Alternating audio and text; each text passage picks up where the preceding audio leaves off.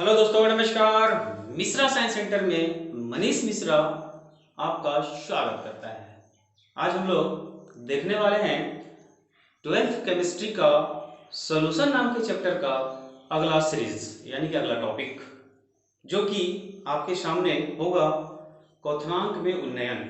यानी कि हम लोग प्रीवियस जो वीडियो देखे थे उसमें हम लोग पढ़े थे अनुसंख्य गुणधर्म के बारे में, और अनुसंख्य गुणधर्म के हम लोग पढ़ रहे हैं प्रकार को। ठीक है, तो आज हम लोग देखने वाले हैं क्वथनांक में उन्नयन तथा हिमांक में अवनमन को। लेकिन टॉपिक शुरू करने से पहले आपके सामने एक कोटेशन होता है जो कि जानदार होता है, जो कि इस चीज को अपने लाइफ में उतारने का प्रयास करोगे। ठीक है, तो कोटेशन इस प्रकार है, हौसला कम न होगा तेरा तूफानों के सामने। हौसला कम न होगा तेरा तूफानों के सामने, मेहनत को इबादत में बदल कर तो देख। खुद ब खुद हल होगी जिंदगी की मुश्किलें। खुद ब खुद हल होगी जिंदगी की मुश्किलें, बस खामोशी को सवालों में बदल कर तो देख। Thank you very much. आज हम लोग देखने वाले हैं 12th केमिस्ट्री के सॉल्यूशन नाम के चैप्टर का अगला अनुसंख्य गुणधर्म का अगला प्रकार, जिसका नाम है क्वथनांक में उन्नयन। किसको कह रहे हैं हम लोग? क्वथनांक में उन्नयन पढ़ेंगे आज। बहुत ही सिंपल है, समझना है, ध्यान से सोचना है। तो सबसे पहले आप ये समझो कि ये क्वथनांक है। ये क्वथनांक क्या होता है?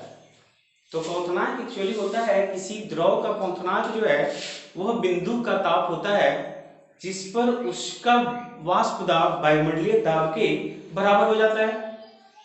क्वथनांक जो होता है, जो जल का वाष्प होगा वो वाष्प वायुमंडलीय दाब के जब बराबर हो जाएगा उसको हम लोग बोलते हैं क्वथनांक।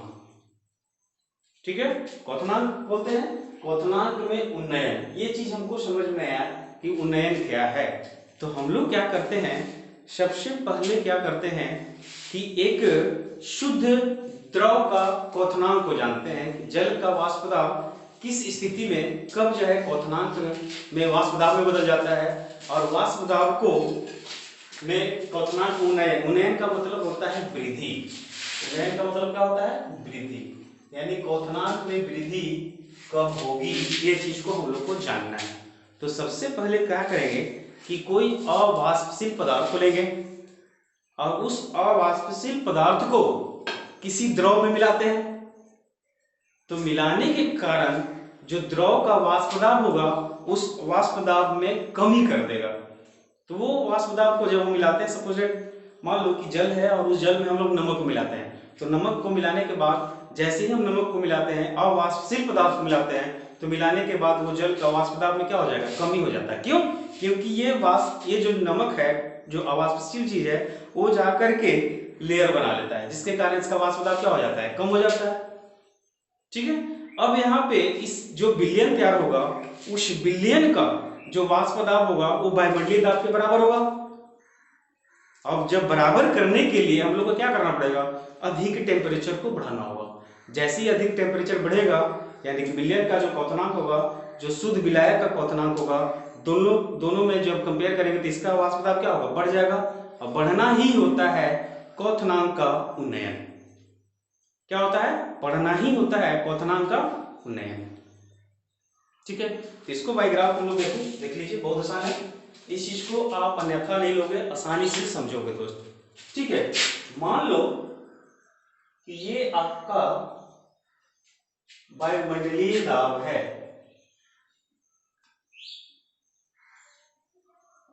क्या है? वायुमंडलीय दाब है। वायुमंडलीय दाब का लेयर है, आई होप।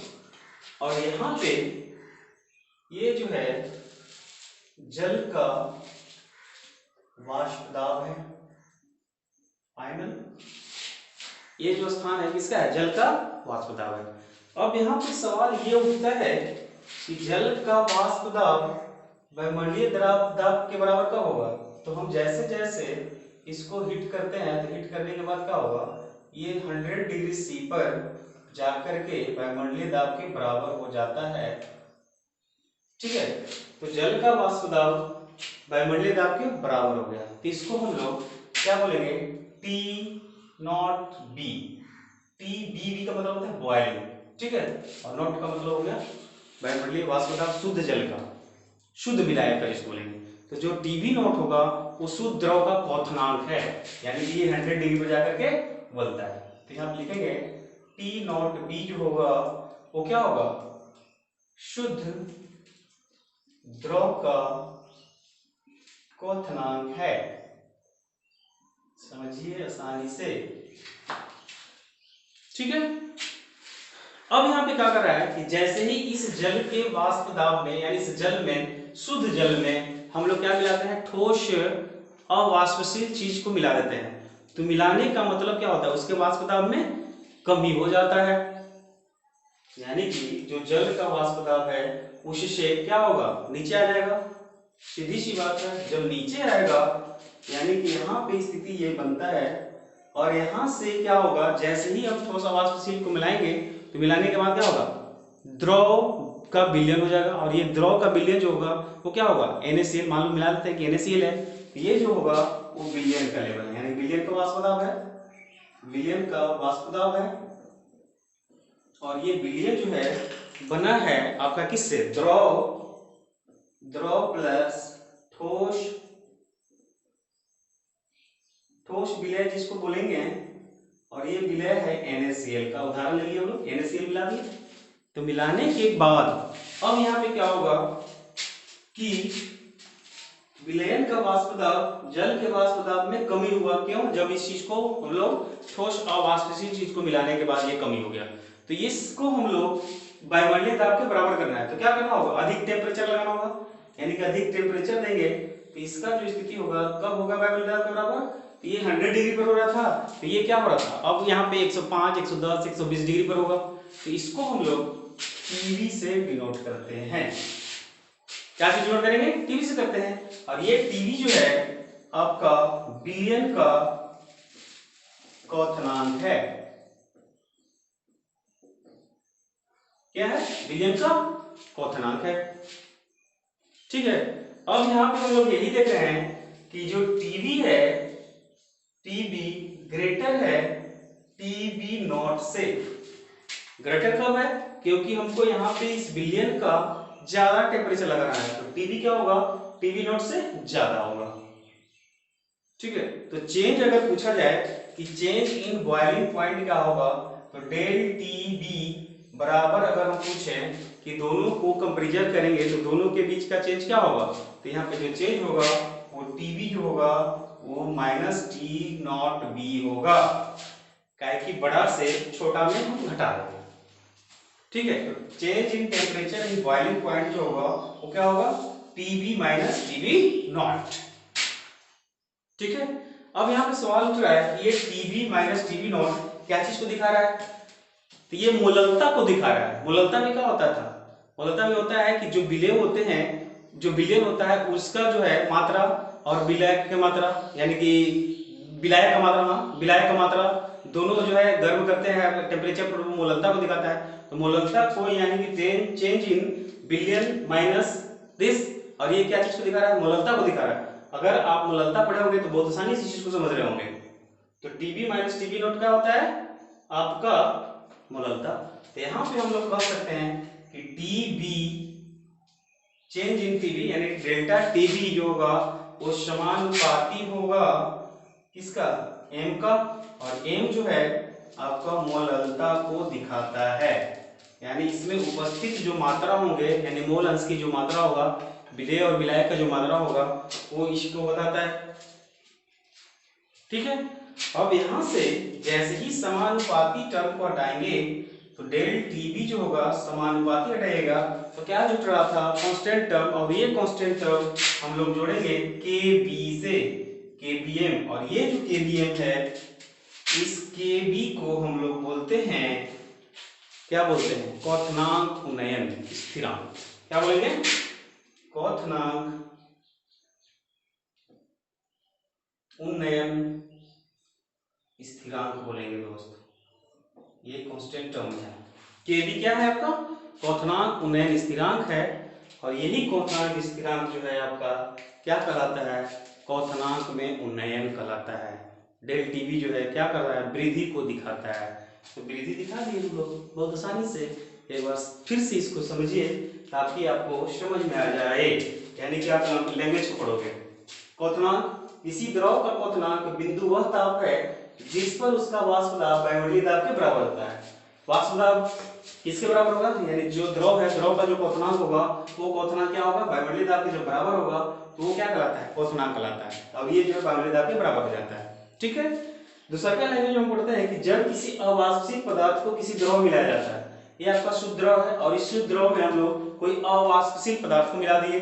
मिलाने के बाद तो द्रव का वाष्प दाब में कमी आ जाएगा, यानी कि जैसे ही नमक को जल में मिलाते हैं तो क्या होगा? वाष्प दाब में कमी हो जाता है।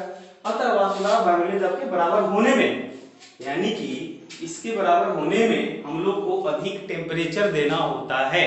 और ये अधिक टेम्परेचर देना का मतलब होता है कि इसका शुद्ध विलायक की तुलना में इसका क्वथनांक बढ़ जाता है, और बढ़ना ही क्वथनांक का उन्नयन कहलाता है।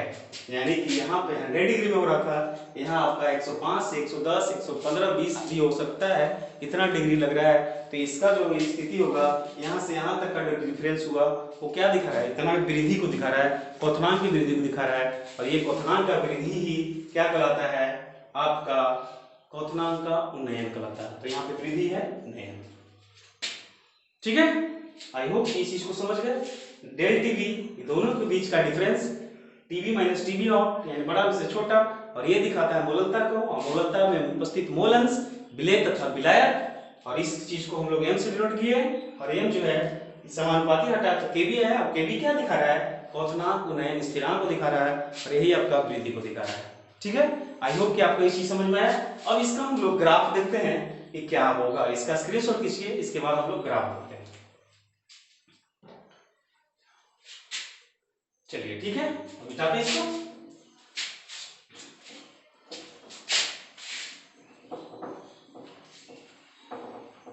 हर चीज को आसानी से मन से समझो, फील करो, ताकि आपको ये वीडियो जो है पूरा का पूरा समझ में आ जाए। ठीक है, अब इसका हम लोग ग्राफ देखें तो ग्राफ में क्या होगा? ये देख लीजिए यहाँ पे ग्राफ, ये आपको वाष्प दाब को दिखा रहा है। ये क्या दिखाएगा? वाष्प दाब को दिखाएगा। ठीक है, तो ये आपका वाष्प दाब हो गया, या दाब को दिखा रहा है, सॉरी दाब को दिखा रहा है। ठीक है, और ये जो है आपका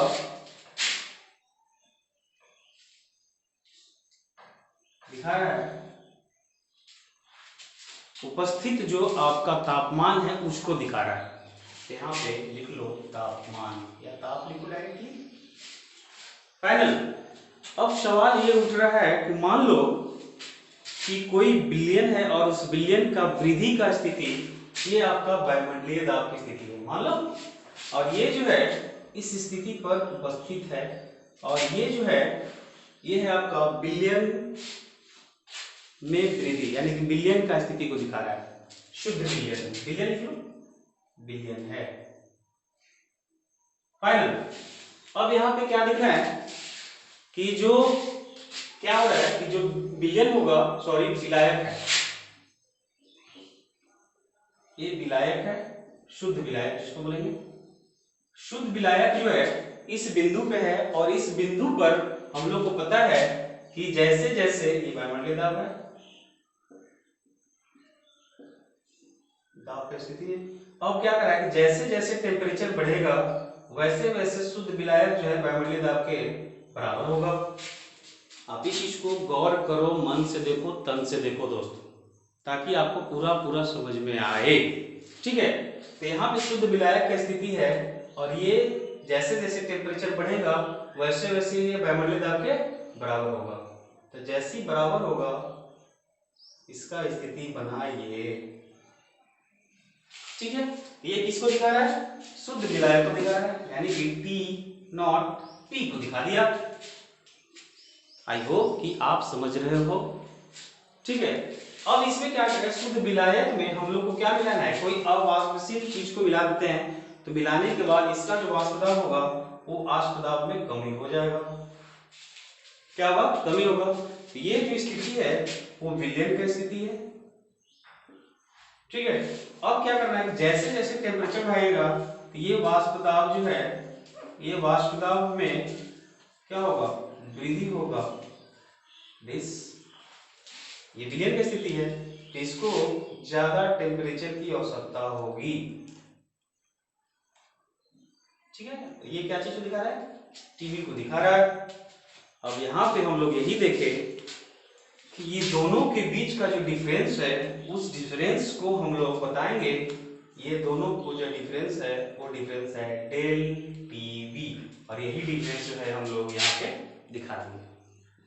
ठीक है। तो यहाँ पे हम लोग कह सकते हैं कि टीवी जो होगा ग्रेटर होगा टीवी नॉट से, और ये है आपका क्वथनांक में उन्नयन का ग्राफ, जो कि हम लोग आसानी से समझ गए। ठीक है। तो आई होप कि ये चीज को आप समझे। अब इसका स्क्रीनशॉट कीजिए। नेक्स्ट है आपका अगला जो टॉपिक है हिमांक का उन्नयन है। ठीक है, इसका स्क्रीनशॉट कीजिए। ठीक है। अब हम लोग देखने वाले हैं क्या? हिमांक में अवनमन। यानी हिमांक में अवनमन से पहले हमको समझना होगा ये हिमांक क्या है। हिमांक जो है बोला जाता है फ्रीजिंग को। किसको बोला जाता है? Freezing. Freezing just like freezing मतलब जम जाना। ठीक है। तो ये हिमांक क्या है, ये चीज को समझिए। मान लो कोई पदार्थ है और वो पदार्थ का हिमांक एक वह तापमान है जिस पर द्रव का जो अवस्था का वाष्प दाब होगा वो ठोस के अवस्था के बराबर हो जाना चाहिए। और ये जो है हिमीकरण की जो आप बोल रहे हो कि हिमांक जो है किस पर डिपेंड करता है, तो वो डिपेंड करता है कि ये जो है द्रव अवस्था में ठोस अवस्था में बदल जाए, यानी द्रव अवस्था जो है वो ठोस अवस्था में बदल जाए। तो कैसे होगा? तो उस स्थिति में जो विलयन का होगा हिमीकरण उसी पर होता है जैसे कोई वाष्प दाब ठोस विलायक वाष्प दाब के बराबर हो जाता है। द्रव का वाष्प दाब ठोस विलायक या ठोस अवस्था के बराबर हो जाता है, उसी को हम लोग क्या कहेंगे? हिमांक कहेंगे। फिर से एक बार, हिमांक जो है वह तापमान है जिस पर द्रव अवस्था का वाष्प दाब ठोस अवस्था के वाष्प दाब के बराबर होता है। अर्थात एक विलयन का वाष्प दाब या एक विलयन का हिमीकरण तभी होगा जब उसका वाष्प दाब ठोस अवस्था के वाष्प दाब के बराबर हो जाता है। तो उसको हम लोग क्या बोलेंगे? हिमांक बोलेंगे या हिमीकरण बोलेंगे। फाइनल है। अब अगर हिमांक में अवनमन कब होगा, तो हम कह सकते हैं कि मान लो कि एक शुद्ध विलायक है और उस विलायक में कोई अवाष्पशील विलय को मिला देते हैं। तो अवाष्पशील विलय को मिलाने के बाद वो जो है विलायक जो है जाकर के दोनों मिलेंगे तो मिल करके एक विलयन बनाएगा। तो विलयन जो बनाएगा वो विलयन का जो वाष्प दाब होगा वो विलायक के वाष्प दाब से जब कम होगा, और कम होने की स्थिति में यानी कि वो जम जाएगा, और जम जाना ही यानी कम हो जाना ही, टेम्परेचर का कम हो जाना ही हम कहेंगे हिमांक का अवनमन कहेंगे। क्या कहेंगे? अवनमन कहेंगे। मान लो सपोज दैट स्थिति ये है कि ये आपका वायुमंडलीय दाब है। ये क्या है? वायुमंडलीय दाब को दिखा रहा है। और यहां पे जो स्थिति है ये है शुद्ध विलायक। शुद्ध विलायक का इस तरह से लिख लो, शुद्ध विलायक का वाष्प दाब है। क्या है? वाष्प दाब है। तो शुद्ध विलायक का वाष्प दाब यानी कि जिस बिंदु पर होगा उस बिंदु को हम लोग बोलेंगे हिमांक बिंदु। तो यहां से यहां तक आने के लिए हम लोग को क्या करना होगा? डेल टी एफ फ्रीजिंग हो जाएगा। ठीक है। तो यहाँ पे डेल नॉट एफ जो होगा वो क्या होगा? शुद्ध जो विलायक है उसका हिमांक बिंदु है, यानी जिस बिंदु पर ये विलायक फ्रीज हो जाता है, हिमांक हो जाता है, उसी को हम लोग क्या बोलेंगे? शुद्ध विलायक का हिमांक बिंदु। क्या बोलेंगे? हिमांक बिंदु। अब यहाँ पे क्या करना है? जैसे ही शुद्ध विलायक में हम लोग अविलय को मिला देते हैं, अवाष्पशील पदार्थ को मिलाते हैं, तो जैसे ही मिलाएंगे तो विलयन जो होगा जो विलायक होगा उसके वाष्प दाब में कमी हो जाएगी। तो कमी को हम लोग दिखाएंगे यहाँ पे, ये वायुमंडलीय दाब बराबर होगा, जैसे ही मिलाएंगे तो इसकी स्थिति यहाँ पे हो जाएगी। और ये जो है विलयन को दिखा रहा है, और विलयन जो बना है वो बना है द्रव प्लस नमक हम लोग मिलाए थे, मान लो यहाँ पे है। तो इस स्थिति में इसको टेम्परेचर को गर्म करने में हम लोग को कम टेम्परेचर की आवश्यकता होगी। तो यहाँ पे जो स्थिति होगा वो होगा TF, क्या हो जाएगा TF। और TF जो होगा वो विलयन का, TF बराबर क्या होगा विलयन का हिमांक बिंदु। फिर से एक बार, जो शुद्ध विलायक का हिमांक बिंदु है उसको फ्रीजिंग करने के लिए जो टेम्परेचर की आवश्यकता होगी और वो होगा डेल नॉट F। अगर यहाँ पे इसमें कोई ठोस विलायक को मिलाते हैं तो विलायक में जो विलयन बना वो विलयन का वाष्प दाब इसके वाष्प दाब से कम हो जाएगा। तो कम हो जाना यानी कि इसका स्थिति यहाँ पे आ जाएगा, और यहाँ पर हमको हीट करने में टेम्परेचर क्या होगा कम लगाना पड़ेगा, यानी कि वो फ्रीज करने के लिए हम लोग क्या होगा कम मेहनत करना पड़ेगा। इसलिए डेल TF विलयन का हिमांक बिंदु है। ठीक है, अब यहाँ पे सवाल ये उठता है कि जो TF है वो क्या है लेस देन है डेल नॉट F से। तो डेल TF जो होगा वो किसके बराबर हो जाएगा, तो डेल TF जो होगा वो होगा TF minus del naught F बटा डेल, ये हो जाएगा TF, फाइनल। यहाँ पे क्या होगा डेल TF जो होगा TF माइनस दिस, स्वाभाविक है। अब यहाँ पे क्या होगा, ये आपको दिखाता है मोललता को, तो डेल TF जो होगा वो समानुपाती है मोललता M का। यहाँ पे लिख लेते हैं मोललता M का, और ये M को हम लोग बोलते हैं मोललता, और मोललता में उपस्थित जो विलायक होते हैं विलेय होते हैं उनके मोलल्स की स्थिति को दिखाता है। तो ये किसके बराबर हो गया डेल TF का, यानी ये दोनों की स्थिति को दिखा रहा है, यानी कि विलायक को दिखा रहा है और विलयन का भी दिखा रहा है, दोनों की स्थितियों को दिखा रहा है। तो हम लोग दोनों जो है एक दूसरे के समानुपाती करते हैं। तो जैसे ही समानुपाती को हटाते हैं तो कुछ नहीं करना है, जैसे ही समानुपाती को हटाते तो उस स्थिति में हम लोग देखे थे के बी, यहाँ पे क्या हो जाएगा KF, तो बराबर हो जाएगा KFM। और ये जो KF है यही आपको दिखाता है हिमांक अवनमन स्थिरांक को दिखाता है। ठीक है, आई होप कि आप इस चीज को समझ गए। अब इसका स्क्रीनशॉट ले लीजिए, चाहे लैंग्वेज आप देख लो, पहले लैंग्वेज से आप समझो इस कुछ। किसी पदार्थ का हिमांक वह तापमान है जिस पर द्रव अवस्था का वाष्प दाब ठोस अवस्था के वाष्प दाब के बराबर हो जाता है। किसी पदार्थ का हिमांक वह तापमान है जिस पर द्रव अवस्था का वाष्प दाब ठोस अवस्था के वाष्प दाब के बराबर होगा। यह विलयन तभी हिमीकरण करेगा जब उसका वाष्प दाब यानी ठोस विलायक का वाष्प दाब बराबर हो जाता है किसके, विलायक के वाष्प दाब के। फाइनल, तो इसको हम लोग क्या करेंगे हिमीकरण कहेंगे, हिमांक कहेंगे। अब यहाँ पर कह रहा है कि जब किसी अवाष्पशील विलय को विलायक में घोलते हैं, ये अवाष्पशील विलय को किसी भी विलय को नमक प्लस द्रव को मिलाने से जो विलयन का वाष्प दाब होगा वो विलायक से कम हो जाता है। विलयन का वाष्प दाब विलायक के वाष्प दाब से कम हो जाता है। तो विलयन के वाष्प दाब में विलयन का जो वाष्प दाब होगा वो विलायक के वाष्प दाब से कम होने के कारण इसमें टेम्परेचर जो होगा वो क्या होगा कम ताप पर जमना शुरू हो जाएगा, और कम ताप पर जमना ही हिमांक का क्या कहलाता है, अवनमन कहलाता है। ठीक है, एक बार फिर से इसको समझिए। जैसे मान लो ये द्रव अवस्था है, ये क्या है द्रव अवस्था, तो द्रव अवस्था को हमको क्या करना है कि फ्रीज करना है। तो द्रव अवस्था ठोस अवस्था में आएगा, तो द्रव अवस्था से ठोस अवस्था में आने के लिए जो टेम्परेचर होगा वो टेम्परेचर कह रहा है कि जैसे ही इसमें हम कोई दूसरा चीज मिलाते हैं यानी कि ठोस विलायक मिलाते हैं, तो मिलाने के बाद ये विलायक है, शुद्ध विलायक है, और मिलाने के बाद इसका जो स्थिति होगा वो विलयन जो होगा क्या होगा कम वाष्पशील होगा। तो इसको हिट करने में जो टेम्परेचर लगा, इसको जो है हिमांक करने में जो टेम्परेचर लगा वो इस विलय को मिलाने के बाद जो स्थिति हुआ वो इससे कम हो गया। तो ये यानी कि यहाँ से यहाँ तक में हमको हिमीकरण करने में कम टेम्परेचर की आवश्यकता होगी। तो कम टेम्परेचर की आवश्यकता होने का मतलब ही होता है हिमांक का अवनमन। तो अवनमन क्या बताता है आपका, ये बताता है कमी को। स्वाभाविक है, ये आसान था। एक को ज्यादा करना है और एक को कम करना है। तो ज्यादा वाला में, ज्यादा हिमीकरण में ज्यादा हमको क्या करना होगा, टेम्परेचर वाष्प दाब की आवश्यकता होगी। और जो आपका विलय पदार्थ मिलाने के बाद स्थिति ये हुआ तो इसको हिमीकरण में कम लगेगा, तो कम लगना ही तो कहलाता है अवनमन। ये है आपका हिमांक का अवनमन।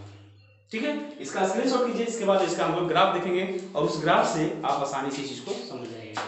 ठीक है, देखिएगा।